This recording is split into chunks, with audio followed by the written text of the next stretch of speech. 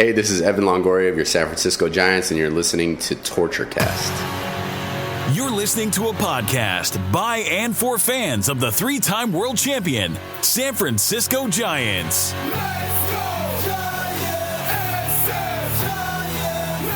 With hosts Chad King and Eric Nathanson. This is Torture Cast.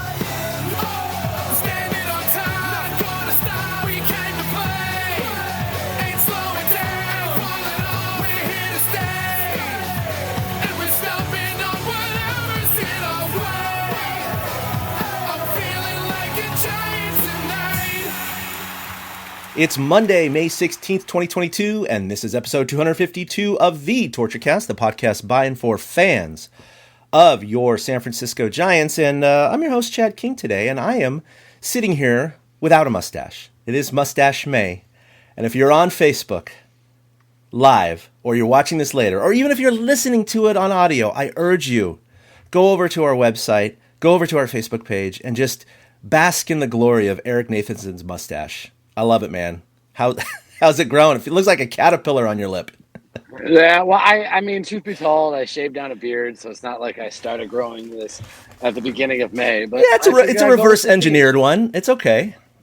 Yeah, I'd go with the theme. You know, I was very upset when Gabe Kapler said that he believes a mustache is a beard, because this is not a beard. A beard is a beard. A mustache is part of a beard, but a beard is not necessarily a mustache, and I think you understand what I'm saying on that. The people at Manscaped would understand what I'm saying on that, because a mustache itself is not just a beard. But the guys go for it. This is the second May in a row they've done Mustache May. We've seen Slater, Yaz, Lamont Wade Jr. rocking the stash, so I figured I'd join them and ride out Mustache May and see if the Giants can bounce back to their winning ways. Yeah, look, it was helping there for a while. They started off May with a kind of a thud, but during this week, I mean, they went 4-2 for the week of our podcast, but in that time, they did put together a nice 6-game winning streak before stumbling the last 2 in St. Louis. But overall, I mean, they're doing just fine. They find themselves, a game and a half back of the Padres and Dodgers right now, sitting at 20-13. There's nothing wrong with that. They have one of the best records in the National League. They're close to the division leaders. They're in the wild card race. All those things are just floating on fine. I mean, to me, it really doesn't matter if you're in first by a game or behind by a game or two right now. It's so early in the season. These little things don't really matter. I mean, if they were up by 8, that would be nice right now. If they were in like the NL Central or, God forbid, some crappy division like that. But they're doing fine. And in fact, as of going into the second game in St. Louis, they actually had a better record at that time than they did last year after that many games. Wow. So now that they've lost 2 in a row, that may not be the case, but they're very close. But they were 20-12. That's pretty good. Yeah, when they were 20-12, exactly. Well, I mean, the biggest disappointment about losing the Cardinals series those last 2 games is now the tiebreakers have changed. And if you finish tied for, say, the last wild card spot with the Cardinals with the exact same record, the clincher is that the Cardinals won 4 and the Giants won 3. And I don't know if that's been talked about at all, but that's one of those things that Giants are going to have to consider coming down the stretch. So it's a little frustrating in that aspect because they did come off such a nice 6-game winning streak that included beating the Cardinals a couple times and again in St. Louis on Friday night. But, sometimes stuff happens. And last night was an ESPN game, and the Giants are sometimes cursed on Sunday nights.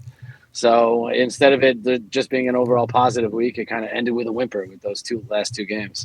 Honestly, ever since I, was younger, it just seems like the Giants just don't do very well on Sunday Night Baseball. I mean, even the games that like Joe Morgan and John Miller would broadcast occasionally, obviously they did well in the playoffs on TV, but yeah, any of those nationally syndicated or broadcast game, man. Hey, Tyler, thanks for coming in. Yes, the mustache game is strong for Eric today. I agree with you. We opened up the show with a little discussion on that. Hey, Brooks, how you doing?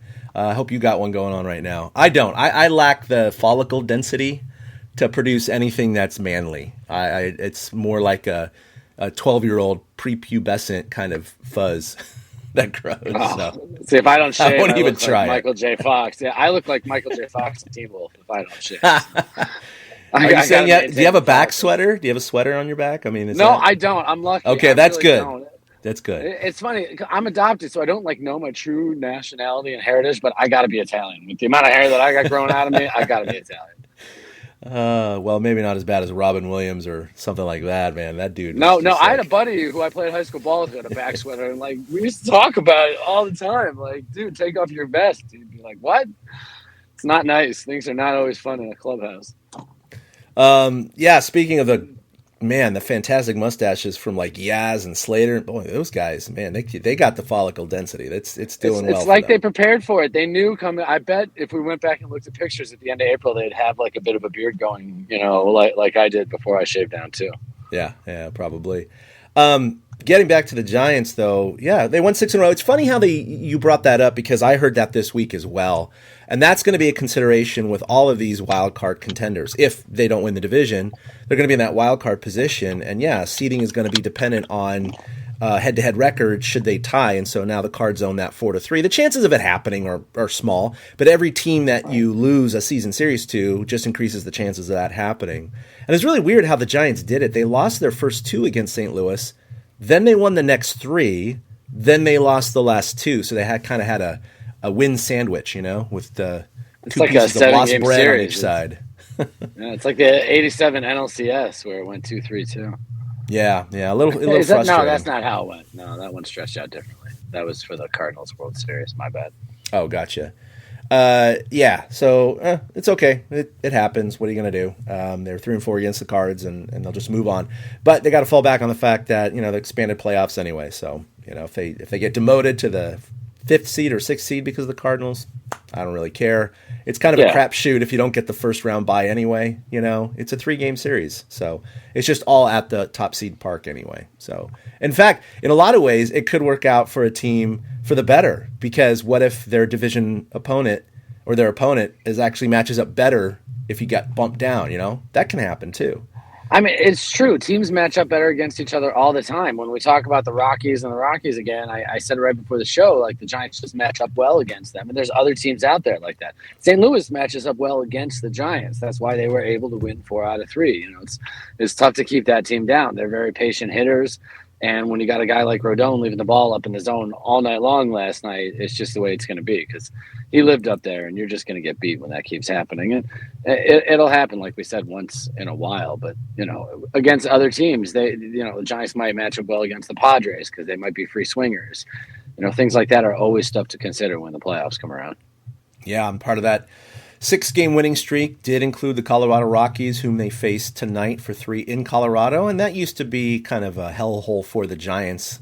Like you said, they've won 10 in a row against Colorado, and that includes some road games at Coors Field. So the Giants have definitely gotten fat and happy off of the Rockies, and hopefully they continue to do so tonight. It was a little shocking last night to see Carlos Rodon to get shelled, but we were talking about this pre-show, and his ERA went from a 1.8 to a 3.49 in one outing, so it almost doubled. He had allowed 7 earned runs prior to the start. He allowed 8 earned runs last night, so he actually more than doubled his earned run output or allowance. But that's okay. I mean, I'd rather have a guy kind of put all his eggs in one basket, his rotten eggs into one basket, so to speak. Yeah. I mean, he's been nails his first 6 starts, and yeah, he had a stinker on his 7th. What if he goes on for another 4, 5, 6, great starts in a row? We'll take that version of Carlos Rodon. No questions asked.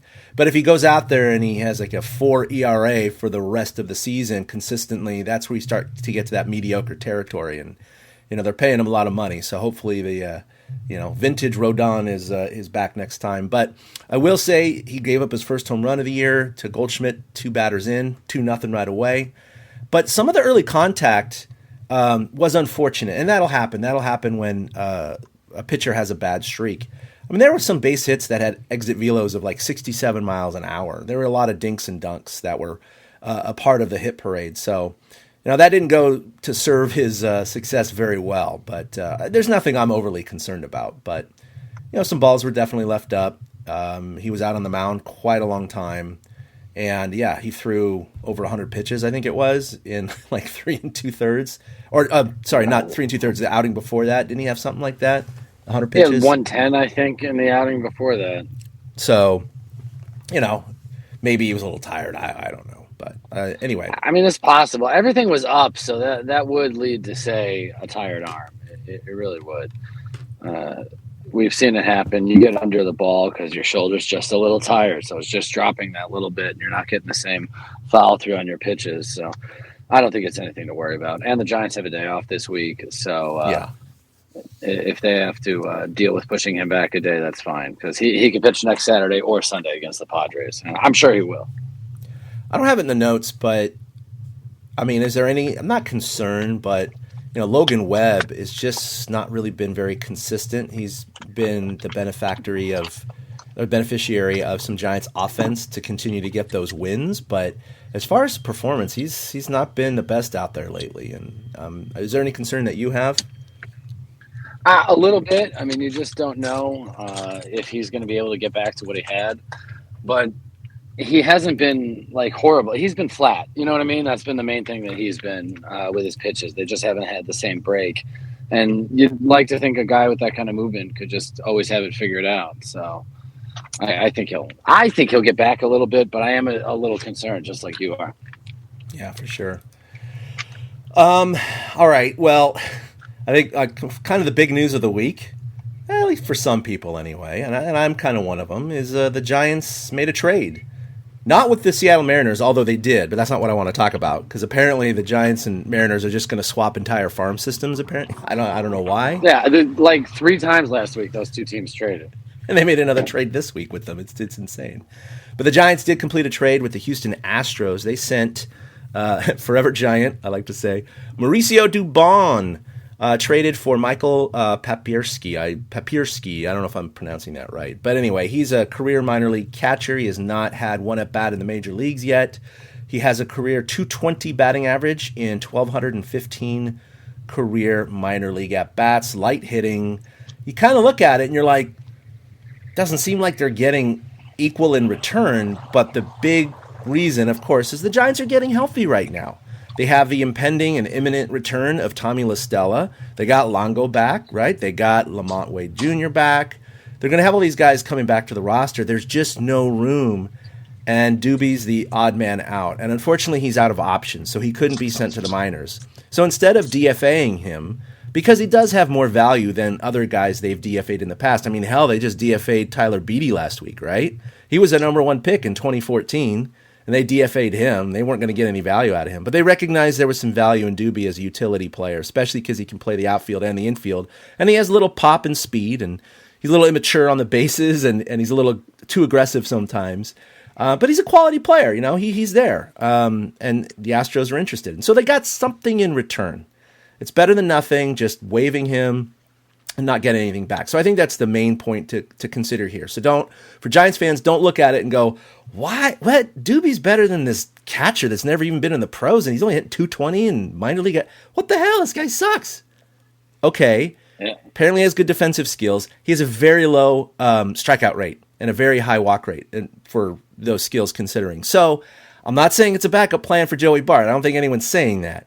But it is some insurance, because we have seen the tendency for Joey Bart to strike out way too much, despite the fact that he does walk at a good rate, and he has that classic, Farhan OBP of over 320 or whatever it is right now, right? So he's got some of those skills, but he's really got to cut down on the goddamn strikes and swings and misses. So maybe this is just a science experiment here. Well, from what I've read, this guy's also really put a lot of work in at first base. So we saw there was a depth problem there a little bit earlier this season when Belt went out with COVID. I mean, it wasn't a huge problem. Ruff and Flores and them can handle it, but it really highlighted how good of a first baseman Belt was. And, everything you use to describe him is the same thing we say about every single one of these trades. The guy's a low strikeout rate, he has a high walk rate. Low strikeout rate, high walk rate. It's the formula for Farhan. So that's where you see that they got value for Dubon. And, just like Beede, Dubon was a roster crunch. He was a lot of fun, though. I mean, kid from Honduras, first Honduran ball player. He grew up a Giants fan. We've all seen a picture from him standing out. I believe it's behind the left field bleachers. either looking out at the field or in a picture. So he's kind of a Giant for life in and of itself, and he might come back down the road. You never know, because he proved himself to be a quality utility guy this year. He really did. He was a very good backup, but he's going to lose the backup at bats now to Estrada when Stella comes back.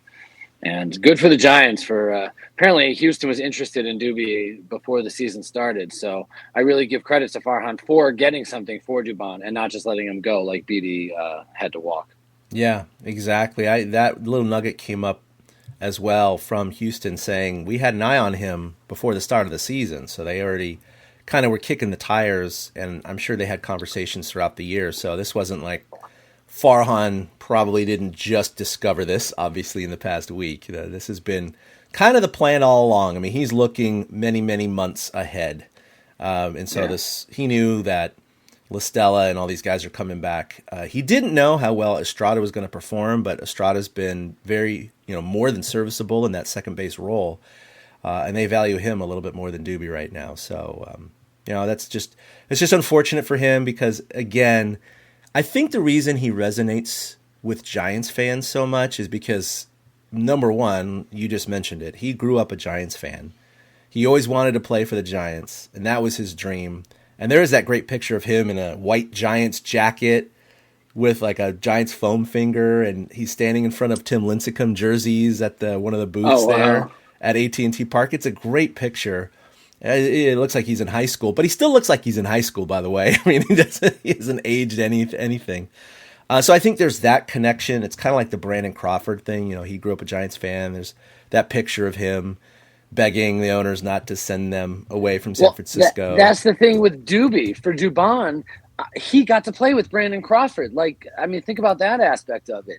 He was such a fan when they won 3 titles that Brandon was there for 2 of them. So, it must have blown his mind that he got to play with Brandon Crawford, Brandon Belt, especially Crawford being a shortstop. He, in his wildest dreams, never could have imagined he would be a Giant. So, it's got to be one of those life experiences you just chalk up as, that was awesome, and if I can go back there one day, I will, but if not, I'm glad I got to do that. And Dubon was fun. He did resonate with Giants fans. And we'll miss him. He was a hustle player. He wasn't the brightest player sometimes, but he was a hustle player.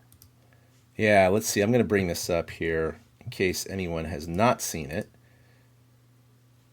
There it is. There it is. So, yeah, it looks like he's behind left center field. Yeah, maybe he's near one. Yeah, you could see the flags in the right field pavilion. There's the cable car in the upper left. So, yeah, he's kind of right behind center field, basically. You can see the field over to the right. So, but there's the Tim Lincecum jerseys. And you're right. If this was taken in 2010, 2011, or 2012, somewhere around there, that is the coolest thing, is that he actually is playing with Brandon Belt and Brandon Crawford, who were on that team last year or couple years ago when he first came up. He was playing with Madison Bumgarner, Buster Posey, right? All these guys that he grew up, I'm not going to say idolizing, but obviously being a fan of. That's got to be an incredible thing, man. To play for that team. So I think that's one reason he resonates, and the other one is just his youthful exuberance. I think there's a lot of kid in him, a lot of aw shucks, and he just kind of relates. I think he's just a relatable guy. So did he have a long Giants career? No. But I think he's just one of those guys that we're just going to remember for a long time, even if he doesn't come back, with the team. But overall, he actually had a pretty good career with the Giants. He hit over 250, 15 home runs, and this is over 180 games. So his 162 average is like 14 home runs, 252, 50-something RBI, and his WAR was 2.5 over that time. So more than serviceable. That's pretty damn good, to be honest, especially in today's game now. For a good glove man, that's kind of what you want. That's middle infield, center field type stats, which is what he does. And it looks like he'll probably hang around Houston for a little bit. I believe it was Nico Goodrum got demoted to AAA to clear the spot for Dubon. So the guy who had been getting reps in middle infield while Tuve is hurt went down. So Dubon's going to get his chance to play with Houston and play with Dusty Baker, which – also might be a thrill for him if he was any sort of a Giants historian in the first place. You know what I mean? He might be like, all right, now I get to play for Dusty. This is cool. That's a pretty good baseball life he's had so far. Yeah, it's not too bad. That interview was a little strange, saying, well, maybe I just needed a change in scenery. I'm happy to be here. It's all the stuff that you have to say going to a new team. He wasn't like, he wasn't excessive in his love for the Giants in that interview. He was trying to put on an Astros face for that. And Brooks here, he also kind of backs up that hyper aggressiveness I was talking about Doobie. Despite those good slash lines or the good average in power, he did only have a 5.7 walk rate. And that is the opposite of Farhan's philosophy. He definitely, we just touched upon that with the catcher, right? He values low strikeouts. He definitely loves guys like Brandon Belt, right? He just knows the zone, knows what to lay off, takes his walks, and is very selective, but aggressively selective. You put it into good pitch or count leverage, right? You want to have that 2-0 count, that 3-1 count. That's why you get into those situations where you can drive the ball, because it's all about getting on base and power after that. Getting on base, power after that. And he just didn't, fit exactly that mold, no matter how much we love the guy. So anyway, that's why Joey Bart is on the thin ice, is because of that kind of stuff. Even though his walk rate is pretty decent without the strikeouts, and when you're not a Farhan guy, he drafted Bailey. That's why Bart will always be part of the discussion now. I think it shifts to him, because we talked about it before the year, or when the year started, who would be the odd guys out when the rosters had to go from 28 to 26. Mm-hmm. And we basically came up with Beatty and Dubon, and it's been Beatty and Dubon because Tyro's continued to play as well as he has. Crawford is, going to be Crawford. Hopefully he'll turn it around. And they've got enough healthy outfielders that they don't need him in center field. Luis Gonzalez is another guy that made Mauricio Dubon expendable at this point. Yep. And when you're out of options, you're going to be kicked out at Farhan's clubhouse. You need to be a star on the team to be out of options in Farhan's world. And he showed that with the Dubon trade. And, hopefully it doesn't, do anything to the club. I figure the club will be fine. They're a bunch of professionals. They'll keep on chugging along, and hopefully we see him in the World Series this year. But it's nice, if you're Mauricio Dubon, I'm sure inside he's sad he cannot play for the Giants anymore, but at the same time, he's going to have an opportunity to perhaps play a little bit more with Houston, at least in the beginning, maybe not down the road. Yeah. He's going to have to show his worth to stick around. But at the same time, you're not DFA'd. You're not going out on waivers, signing, and getting stuck in a AAA somewhere. This was a trade. Right. He was guaranteed to be on a major league roster right away. So that's got to feel good as a player. It's like, look, I know that my time ran out in San Francisco. There just wasn't a place for me because I'm not a star and I was out of options and I was the odd man out. But they valued me. The Astros valued me. The Giants valued me because there was leverage for a trade. So I'm worth something to someone, to both teams, really. And at least it's not the Orioles or the Reds or the Tigers or some Pittsburgh, some crap team. They sent him to a winning organization. Yeah, exactly. So, It's a good trade, I think, overall. And speaking of which, when the Giants acquired him in 2019 from the Brewers, the Giants traded away Drew Pomeranz and Ray Black for Mauricio Dubon. And, of course, we really haven't heard too much of either of those guys. Ray Black last pitched in 2020, I believe. I'm bringing it up right now. 2020, He only had 3 games, 3 innings. He flamed out, I guess. Yeah, he flamed out. And then Drew Pomeranz. I don't know if he's hurt right now. Someone may know that better than I do, but he is obviously not played this year yet. Last year, he only threw 25 innings for the Padres, and in 2020, he only threw 18 innings. So, clearly the Giants got the better of that trade. So that's good for them.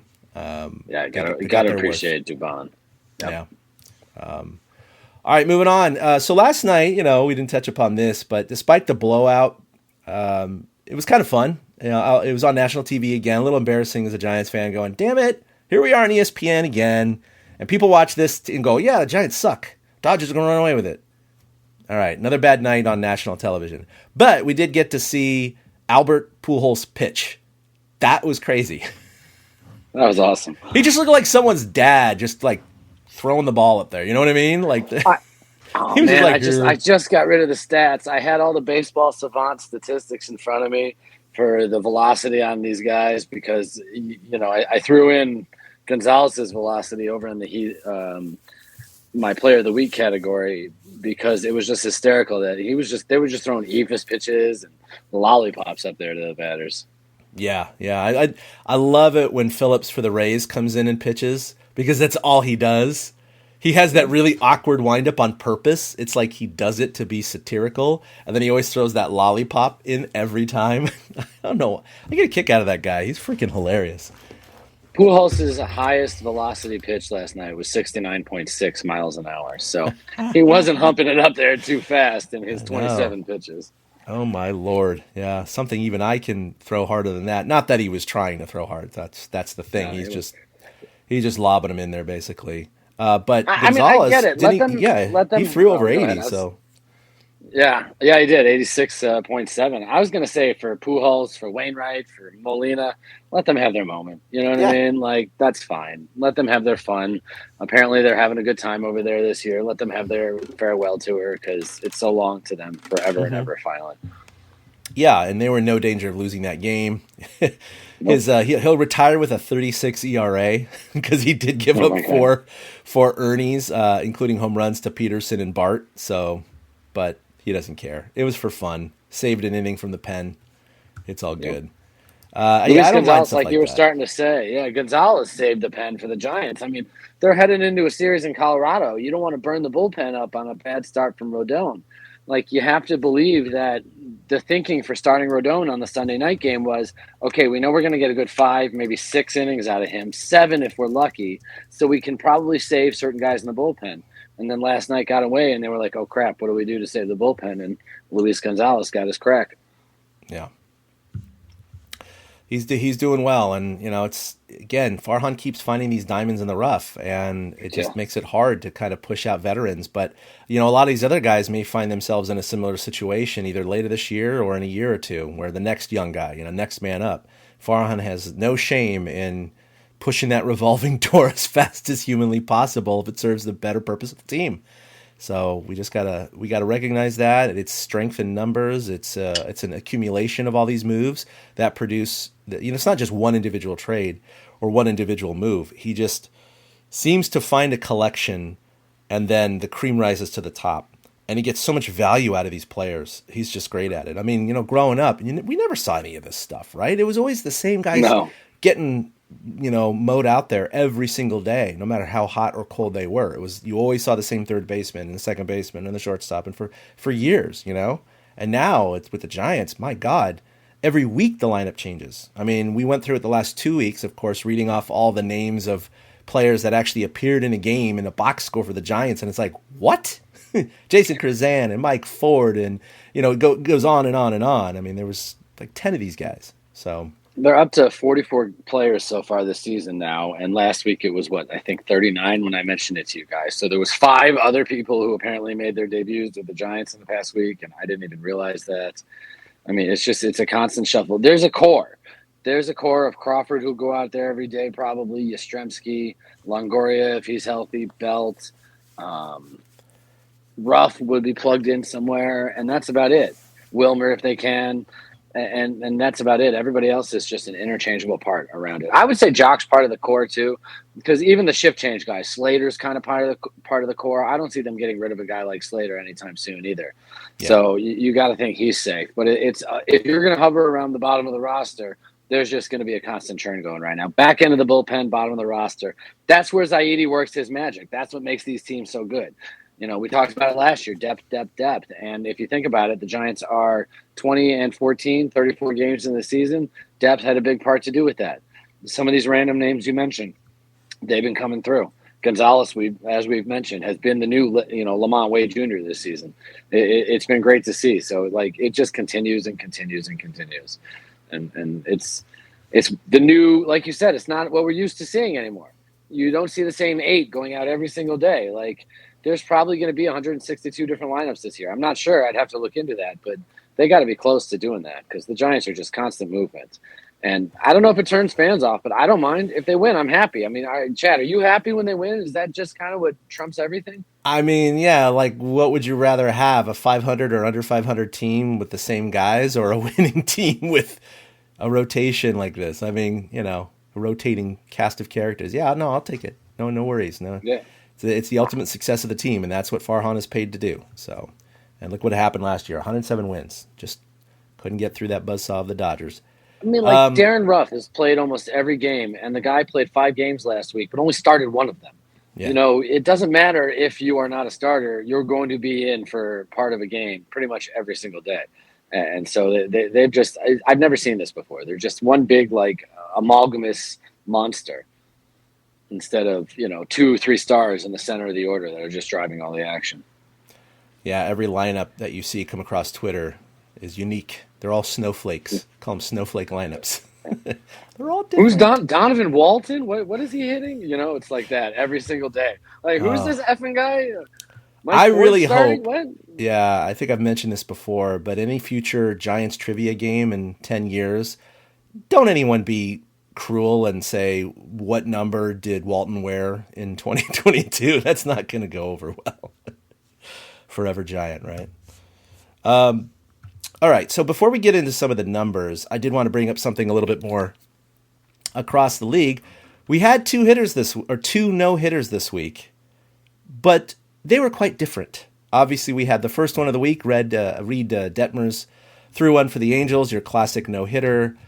And then we had the unfavorable situation of the poor and unfortunate Cincinnati Reds, whom threw a combined no-hitter, and it is officially a no-hitter despite the fact that it was 8 innings, against the Pittsburgh Pirates, but Pittsburgh scored a run, and they won the game 1-0. So the Reds lost their no-hitter. The first time that's been done since 2008, and that's only been done 6 times in Major League history, where a team was no-hit but did win. And the way they scored their run, they loaded the bases on 3 straight walks, and then scored on a fielder's choice. Instead of coming home, they tried to turn a double play and didn't get it. So that scored the run.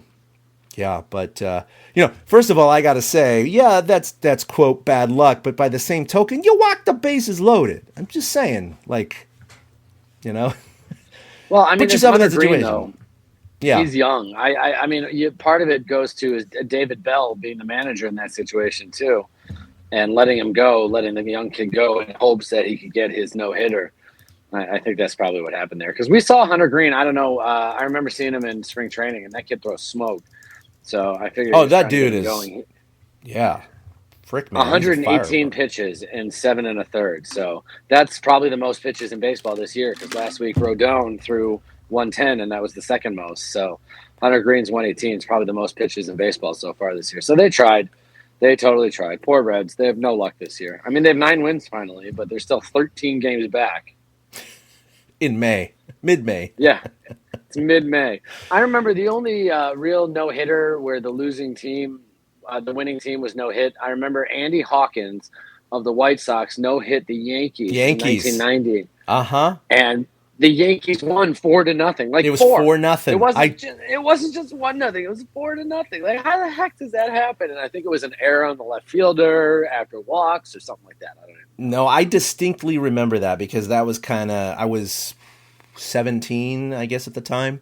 And, I was drank, slept baseball every day. And I remember that coming across, because I think it was the first time it happened as kind of a fan who was really paying attention to the game.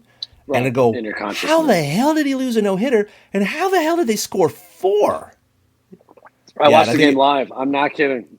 I was in Chicago. You're in Chicago, yeah. Old. Yeah, I was 11 years old. We got White Sox broadcast. I watched the game at my next door neighbor's house. I'll never forget it.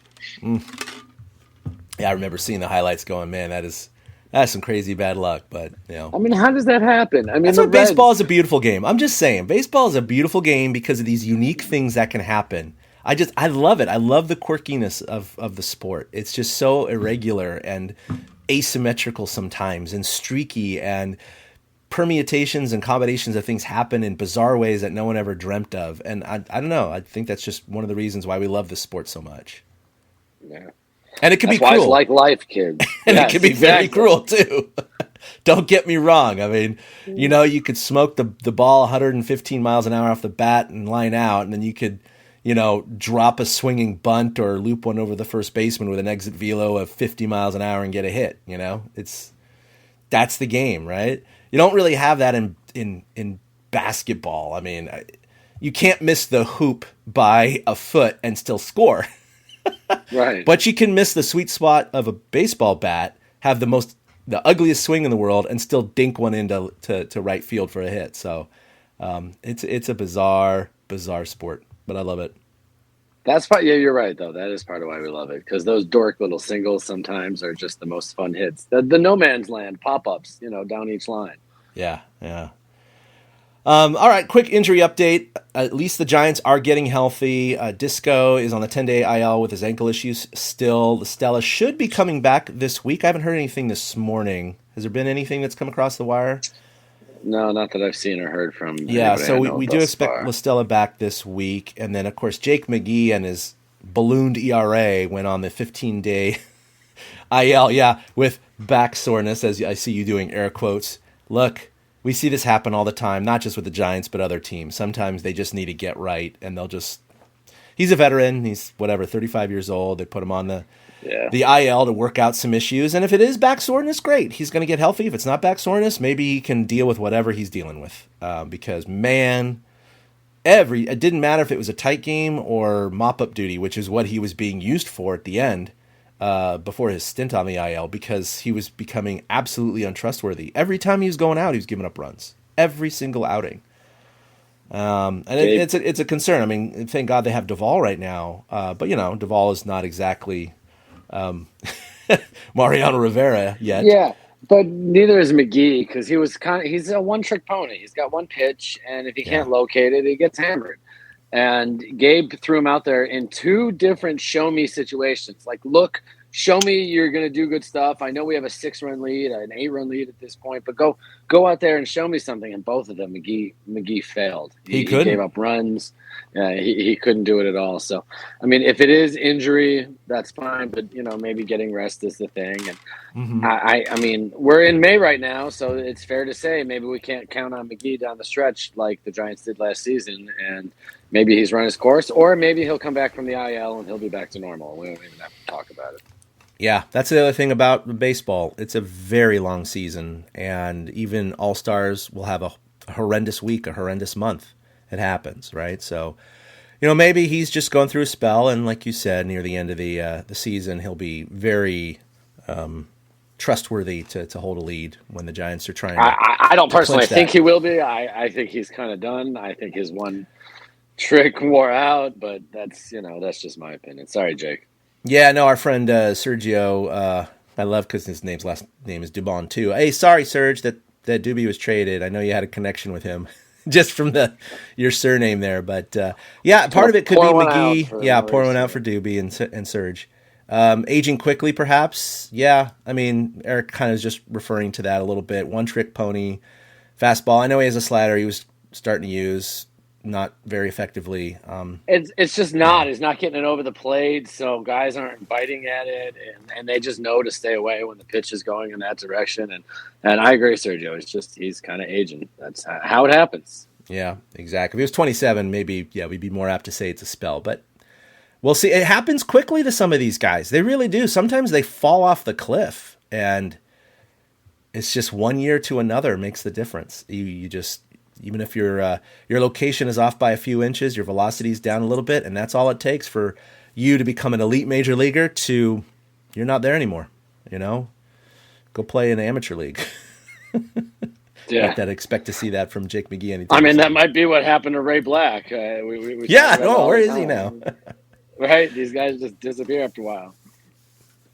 No, you're right, Serge. Tim Lincecum, of course, same thing. It was a precipitous fall off for someone like him.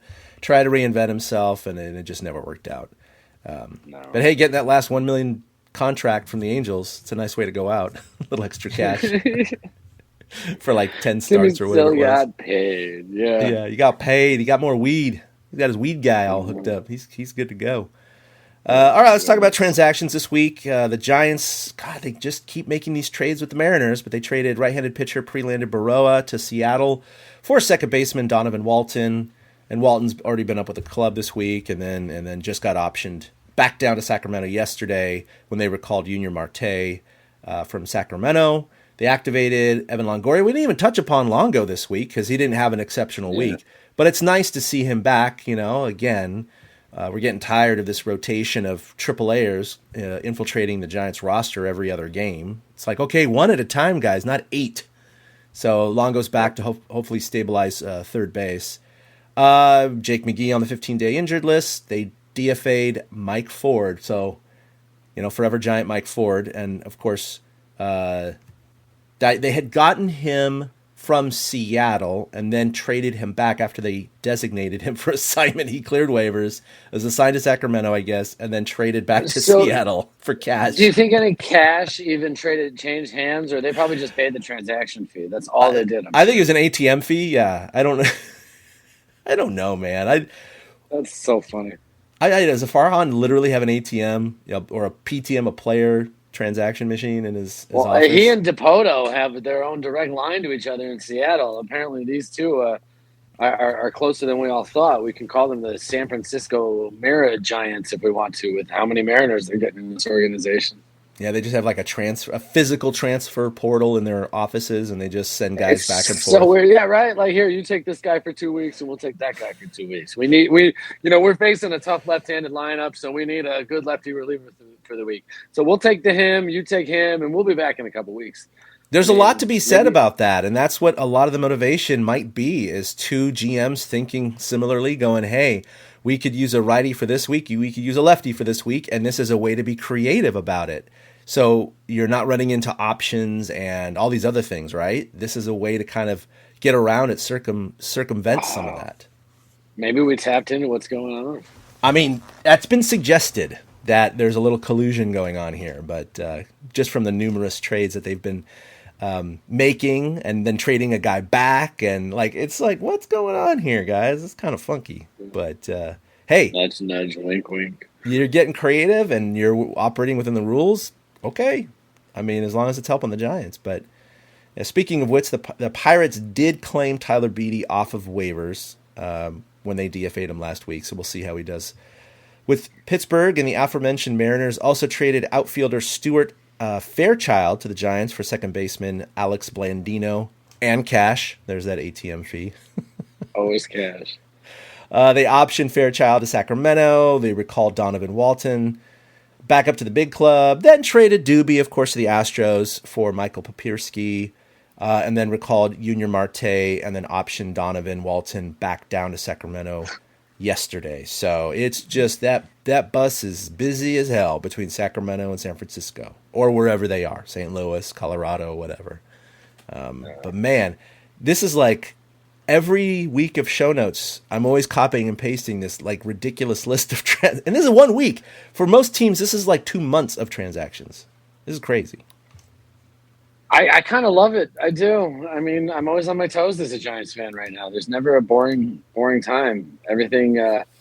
But yeah, right. I'm with you, Sergio. I mean, with all those trades that we're doing, but hearing the interest, like we mentioned, that Houston had beforehand, that's probably why it happened. Yeah. But I kind of enjoy this as a fan. I don't know if it's because I'm part of a Facebook group who talks about this stuff on the daily. I don't know if it's because I'm always tuned in, but as a tuned in fan, it kind of makes it more fun. Like, okay, how does this guy fit in? Okay, how does this guy fit in? And you try to move the puzzle pieces and think along with Farhan. Yep. And Jerry Dipoto, apparently. Again, I don't know how far they go back, but they certainly have. I don't either. I'm very curious to see. Curious to see if they've worked together in a front office or something. All right, so who's hot? We got Brandon Belt hitting 300 this week. Hey, look, that's hot. I'm just going to call it because the Giants and the major leagues overall batting averages are way, way down this year, and so we're going to call anything close to 300 as hot for a week. Joey Bart. Again, hot, going 3 for 8. Granted, one of those hits was a home run off of Albert Pujols. We're going to count it. It counts in your major league stat line, so we'll call that as a good week for Joey Bart. Hey, look, I feel bad for the guy. I don't feel bad for him, but he's getting trounced all the time on social media by a lot of very, very impatient Giants fans who don't recognize some of the value that he does bring to the team. And yes, he's got some weaknesses and holes right now. Doesn't mean you should DFA the guy right away. So he had a good week. And then Luis Gonzalez, how did he do this week? Oh, Luis Gonzalez went off this week. He was 8 for 19, 471. And he homered off of his pitching counterpart, Albert Pujols, which is just hysterical. when you think about it, because the pitcher home run was supposed to die. And I don't know if, technically speaking, Luis Gonzalez is the first guy in the National League to hit a pitcher home run since Logan Webb. I'm not sure. I don't know if anybody even brought that up. So Luis Gonzalez, he went deep with that one homer, but he drove in 6 runs all week and scored 3. But I love that his fastball topped out at 86, but he also threw one at 42. So we had a 44-mile-an-hour spread between his fastest pitch and his softest pitch. Yeah. So hopefully Luis will get another chance to pitch again this season. That was kind of fun. In a blowout win, not a blowout loss. That was a lot of fun to see. And, it always begs the question, though. Was Brandon Belt furious that somebody else got to pitch instead of him? Right. I mean, Brandon Belt has always been the one that wanted to go out there and do it. And now it's this young whippersnapper from Sacramento coming up and taking my spot. Yeah, how come this random guy you just signed this past year is doing it? What about me, man? Yeah. What about me? I do wonder. They're afraid he's going to get injured. It has to be it. I didn't hear anything post-game, but I wonder how that decision is made, and I wonder what leads up to it, because he's always got to have it in the back of his mind who's going to come in as a player to pitch. And we've seen Austin Slater do it. We saw Panda do it, right? We see some of these random guys do it. So why Luis Gonzalez this time? Is it because he saw Luis on the side throwing in the 80s going, hey, did you pitch in high school? Oh, yeah, I pitched in high school. Oh, okay. And that was in the back of his mind. I don't know. But, as far as Albert Pujols going out there, that was just for pure entertainment. There was no other reason than that. That was like, it's your swan song. You're on national television. Go out there. That's why. Right. Yeah. That's why it was fun. It was fine. It was because it was national television under the lights, and who knows how much traction the Cards will get this year. So you got to milk the moments when you got them. Yeah. And it made a lot of news, right? Yeah. Yeah. Apparently, too, the Giants were the first team to acknowledge Molina when he came through town the weekend before as retiring, and no other teams had done that just yet. So, even though there's bad blood, there's still some class between the two organizations. Because, for sure. Tentpole organizations like that. Yeah, they're your rival, but they're also a tentpole. You wouldn't exist without the Cardinals, without the Cubs, without the Dodgers, without the Braves, in a sense, because they played them for 100 or so years. So I see here that you're going to take Luis Gonzalez as your player of the week then, huh? I think that's an excellent choice, but purely for his pitching, right? Yeah, I didn't mean to steal it. I happened to... No, there's no stealing. No, I know, but I meant, because we had all those stats for earlier, I didn't mean to use them in double slot here, but Luis Gonzalez he jumped out at me like, wow, he had a good week. That's when I realized Darren Ruff had only started the one game this week. Mm-hmm. And with you, Joey Bart, back to him, he had a good game on Saturday, like 2 hits and a walk or something like that in the same game. So you like to see that kind of improvement, because who knows if he'll make those improvements. But, even who's hot, I hate to talk about it. Lamont Wade Jr. is another guy. He was hot early in the week. He was scorching the ball after coming off the IL. I mean, I know he hit 278 for the week, but he seems to be hitting the ball really hard right now. I'm going to take Jacob Junis. I think I've taken him once before as well, but he is really serving admirably as a spot starter now. And, he had one start this week, 5 2/3, 6 hits, 2 earned runs. He gave up 1 gopher ball, only walked 1, struck out 3. But overall, he has more than held the fort to do those spot starts. And they're going to be using him going forward until Disco comes back. And he seems to have stabilized that hole in the rotation. And so I'll just say, my caps off to him for kind of taking that role and really excelling in it. So he's pitching quite well for the Giants. His ERA is in the low 2s, I believe, right now. Let me double 174. Oh, it is. It's 174 for the year. 20.2 innings pitched, 16 hits, giving up two home runs, and 4 walks in those 20 innings. So not too bad, about 1 or 2 a game. So very serviceable, very reliable. So no issues there. I mean, think about it. I mean, his ERA right now is where Rodon's was at the beginning of yesterday's game. Yeah. Fewer innings. Before just one bad game. Junis, I'm really happy with Junis. He's got 7 more innings pitched than Disco. Same amount of innings pitched as Alex Cobb. So, you give credit to Farhan for tapping the right kind of guy to come in and be that 6th man in the rotation that they needed, because they knew they were going to need it. With this collection of guys, Cobb, Disco, Wood, possibly Rodon. You figure some of them are going to get injured throughout the year. So Junis, as long as he stays healthy, he's probably going to be a constant. He might get a good 15 starts this season. Yeah, I think it's quite possible. He's just going to be the guy, the go-to backup for whomever goes down. I mean, God forbid we see Rodon suddenly disappear onto the 15-day IL for back soreness. We'll see. I think it's just the one bad start. I don't think it's a big deal, but we'll keep an eye on him in his next start, which will occur in back at Oracle against the Padres. So it'll be tough, but hopefully he gets back up on the horse. All right, moving it to wrap up the podcast, Eric. Of course, we've brought back this segment because the Giants are good again. But tell us, bestow upon us your wisdom. Why are we going to win it all this year? Mustache May. Because they're going to survive this month of May. That was a bit of a gauntlet of a schedule at times. And they showed that by after losing 5 straight, going out and winning 6 straight. So the power of Mustache May to not lose this division and get bogged down during the month of May. So Mustache May is going to keep them in it and propel them onto the championship. So Mustache May. So if it's deemed successful, are we going to see a Mustache October? They should do the playoff beers for October. I mean, they obviously can grow the facial hair. Yeah. I mean, I feel bad for patchy growers. Like, I love the fact that I can grow a full beard. So, they seem to be able to do it. Bart's doing a part of it as well. He seems to be a dark-haired guy. So I think they should go playoff beards for October.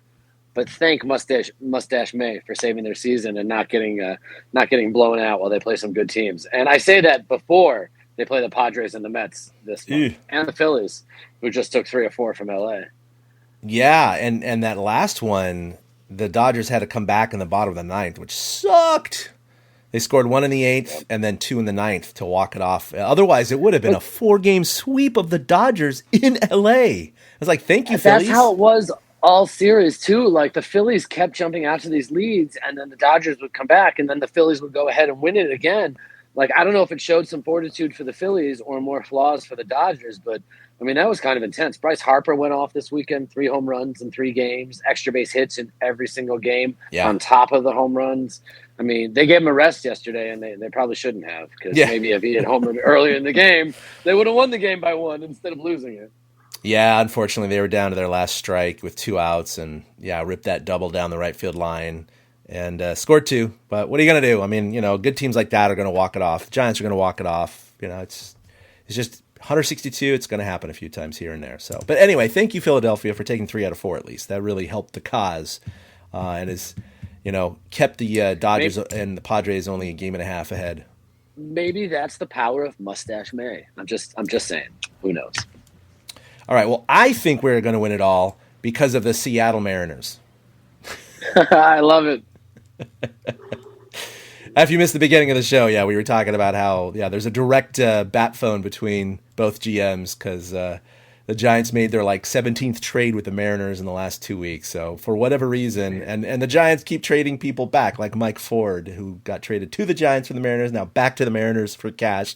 It's like, is this like a Ponzi scheme? Is there some money laundering, some player laundering going on? Like, what's going on here? What's their cut off the top every time they do one of these transactions? Yeah. Oh, it's so funny. Farhan's like, well, I signed a contract for this much, but I can double that if I have 68 transactions by April 15th. So, Yeah. Hopefully it doesn't turn out like Bitcoin or some crypto that just seems to be plummeting right now. Yeah, that's not a good thing. All of a sudden go down. Yeah, don't curse the Giants like that. I hope they have no crypto nights planned. I got to go look at that. Oh, God. Oh, man. I hope not. That's horrible timing right now, isn't it? We already see it on the umpires, with the FTX or whatever. That's all like crypto stuff. It's like, that's all I could think when they started wearing those was like, dude, if crypto, tanks, what are you going to be advertising after a while? You could be advertising something that's not there. I know, yeah. It's suffering right now. I'm glad that I am long gone out of things like Bitcoin and Dogecoin and all those things. They're way too volatile for my taste. Mutual funds, set it and forget it. I mean, I did take a peek at my portfolio. It's not pretty over the last 3 months. Not pretty at all, but I still got 18, 19 years till I retire, so whatever. It just kind of, Mutual funds was... I'm not touching it for that long anyway. Well. The fact that it's down 25%, it is what it is. It'll come back. Well, yeah, because in many, many years, it could at least be up, Yeah, absolutely. All right, but this isn't the finance podcast. This is the TortureCast podcast. Well, it is a little bit of torture, but anyway. Yeah, that's just true. on paper. Well, we'll talk about that on the Mad Money podcast. We'll see if There we can you go. raise the corpse of Jim Cramer. See if Jim Cramer can come back for some night. Holy shit. All right, well, coming up, the Giants do have 3 in Denver starting tonight. They have won 10 in a row against the Rockies. Hopefully they can continue that magic. And to be honest, hopefully some of their bats get healthy. I know that a lot of the batters love going to Coors. It's somewhere that they can get healthy over 3 or 4 games. So, but conversely, pitchers not so much. Not into that. So we're going to see a lot of high-scoring games this week. And hopefully the Giants do come up victorious in at least 2 of them. And then they come back home after an off day Thursday to play 3 against the Padres. Back at Oracle. I might be going to Saturday's game, but it would only be as a fan with my son, so it'll be fun to go if we make that work. Hopefully I'll get to cover a game here sometime soon. But that's going to do it for episode. Oh, go ahead. Oh, I was going to say LaStella should probably be coming back this series because he did play 3 games, and you'd like to think that they do it in Colorado because that's a good place to hit. So we might finally see the Giants' full offense this week on display. Yeah, they said he was going to come back this week, and it would just be odd to have him activated like in game 2 or 3 in Colorado. You'd think that, right. Like what's one day difference going to make? Bad. Get him healthy with 3 full games in Colorado, where you can. So Senzatella's going tonight. He's a righty, so I mean that would work for LaStella. Right, absolutely. So yeah, it makes sense to bring him up. So maybe did not mean to cut off the rad. No, but I think that's a good point. Maybe we'll see that transaction or that announcement come here in the next couple of hours, right after we get off the air, of course. That's like Junior Marte is going to get sent back down so that Tommy LaStella can get activated. That's probably what's going to happen. Yeah, they'll trim it back down to 12 pitchers, and although for Colorado that may not be the best idea. So. But yeah, that's true. Or maybe they'll trade somebody to Seattle. Yeah, that's what it is, Eric. There's another trade to Seattle. We got 4 hours till game time. Let's see who we can get from Seattle in that time. Yeah, you got any players stashed in your closet you could send down for tonight? That'd be great. All right. Well, good show. That was episode 252. We'll be back next Monday for episode 253 to review the week in Giants baseball like we always do. You can follow us collectively on Twitter at TortureCast. Like us on Facebook, facebook.com/TortureCast. You can find this podcast and all the stuff we do at TortureCast.com. We embed the audio link and the Facebook video as well. We try to stream live Facebook every Monday around 12:15 Pacific. If you're around, you can see our ugly mugs, although Eric's mustache is glorious right now, and we'll see if he has it next week. I have a feeling it could be gone. The caterpillar might have its days numbered. We'll see. I am a married man. I joked when Mustache May started that none of these guys with mustaches are married men because their wives would never allow it. And right. Yeah, that's a pretty good bet, Chad. I'd take that bet. All right. Well, tune in next Monday to see if he's going to have a naked face or not. So until then, you could also follow Willie Dills, who couldn't make it today, at Willie Dills. That'll do it for episode 252. We'll see you next Monday for episode 253. Until then, be safe. Take care of yourself. Abu. A big thank you to everybody for listening to the TortureCast, the podcast by and for fans of the San Francisco Giants. Follow us on Twitter at TortureCast. You can also like us on Facebook or check out our blog at torturecast.com. I also want to say thank you to Ashcon and Bailey for letting us use their song Feeling Like a Giant for our intro. For Ben Lee and Chad King, my name is Willie Dills saying, we'll see you next time.